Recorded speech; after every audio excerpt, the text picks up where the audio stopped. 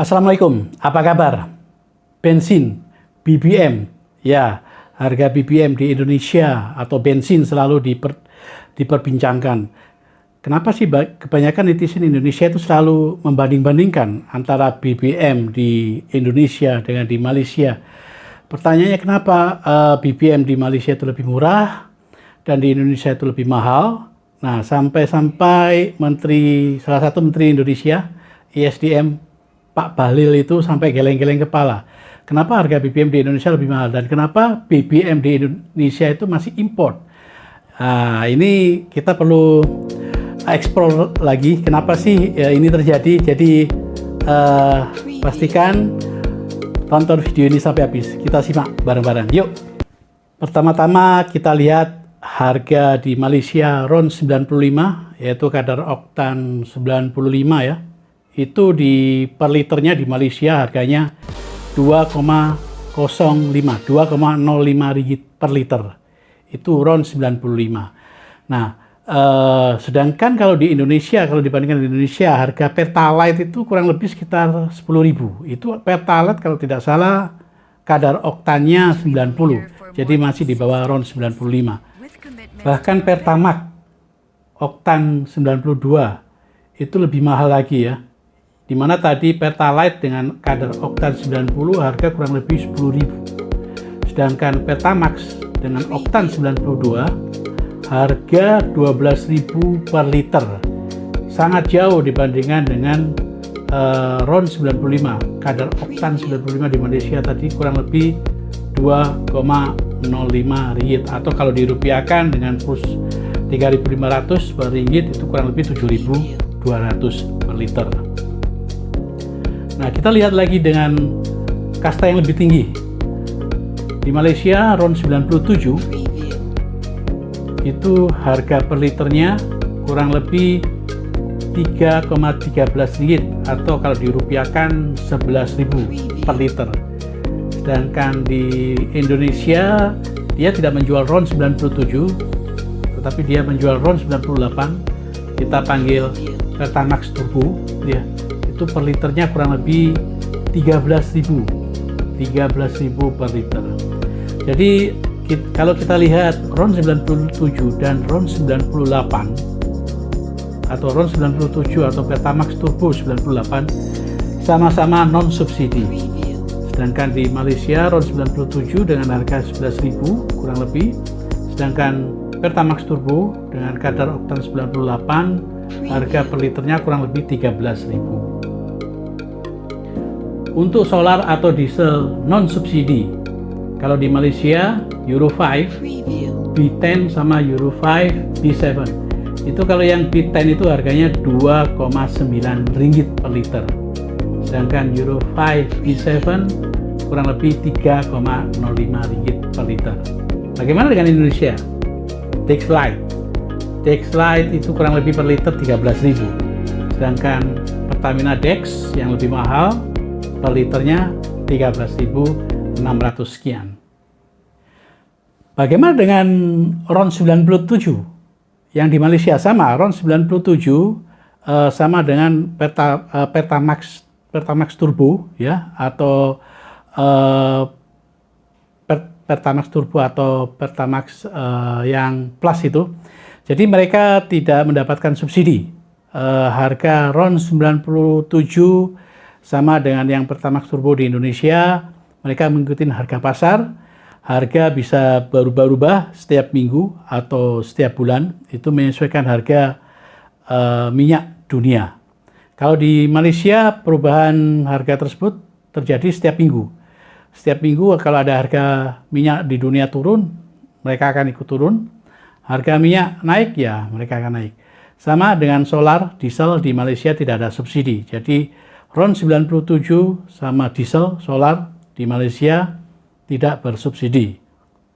Cuma RON 95 saja. Kok bisa bedanya jauh banget gitu ya antara harga per liter di Indonesia dengan Malaysia? Mari kita simak satu persatu. Oke, hal-hal yang perlu kita ketahui bersama. Penyebab kenapa harga BBM di Malaysia lebih murah dibandingkan di Indonesia. Pertama, subsidi.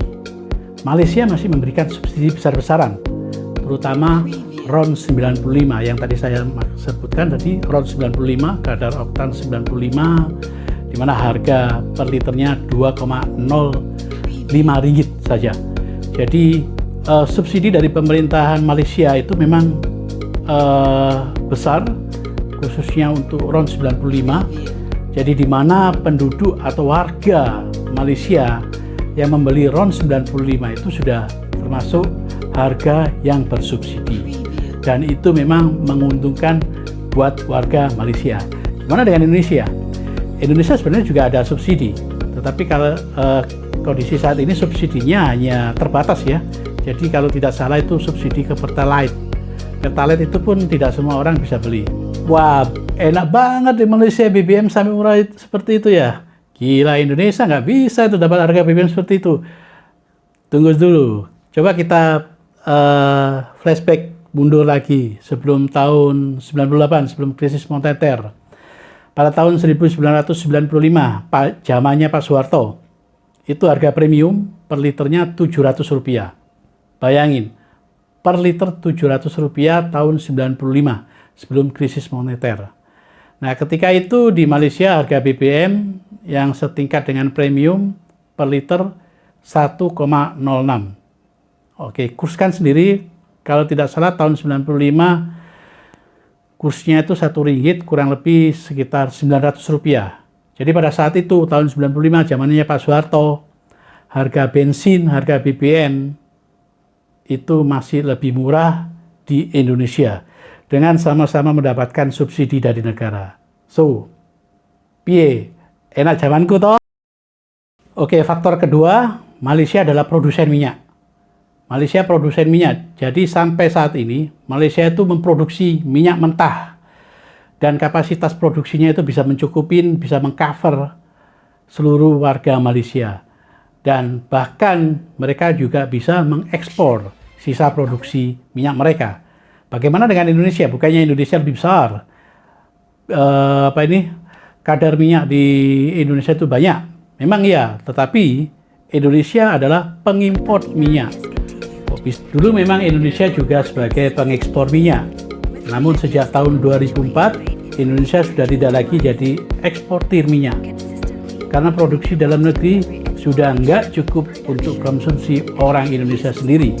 Di mana konsumsi setiap tahun orang Indonesia terus naik. Jumlah penduduk Indonesia untuk saat ini kurang lebih 285 juta jiwa. Bandingkan dengan Malaysia yang hanya penduduknya kurang lebih 34-35 juta jiwa. Faktor ketiga adalah kapasitas dan efisiensi produksi minyak antara Malaysia dan Indonesia.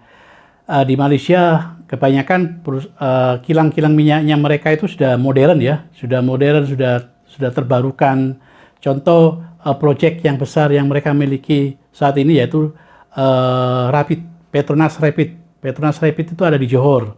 Itu besar sekali itu kilang minyaknya, dan itu baru tahun sekitar 2000-an. Sedangkan Indonesia gimana? Indonesia saya pikir kilang minyaknya itu zaman peninggalan, mungkin zaman peninggalan Belanda gitu ya. Peninggalan Belanda. Jadi efisiensi produksi yang dihasilkan itu kurang. Makanya mau tidak mau kekurangan tersebut harus diimpor oleh Indonesia. Tahu sendiri, harga impor pasti lebih mahal. Oke, yang keempat, distribusi. Di Indonesia, pendistribusian minyak itu lebih tinggi tantangannya. Jadi, pendistribusian di Indonesia lebih kompleks. Bayangkan Indonesia negara kepulauan, biaya pendistribusian ke Papua pasti jauh berbeda dengan biaya pendistribusian ke Jawa dan Bali. Sedangkan di Malaysia, pendistribusian minyak terkonsentrasi dengan satu daratan saja.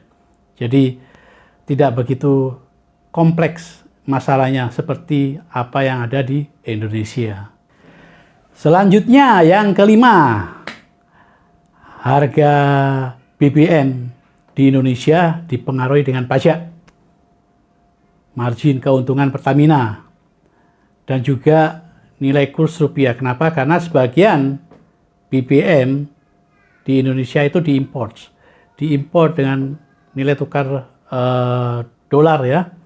Jadi semakin rupiah melemah nilai kursnya, ya otomatis semakin mahal juga kita beli minyak di luar. Mau nggak mau kembali ke warga, harga BBM kita jadinya lebih tinggi, lebih mahal. Jadi itu tadi penyebab kenapa harga BBM di Indonesia lebih mahal dibandingkan dengan Malaysia. Yaitu yang pertama karena subsidi Malaysia lebih besar. Kedua, Malaysia produsen minyak, bukan importir minyak. Ketiga, Malaysia kilang minyaknya sudah modern, bukan kilang minyak yang sudah tua. Dan keempat, faktor distribusi. Karena distribusi di Malaysia lebih terkonsentrasi ke satu daratan saja. Dan yang kelima adalah pajak.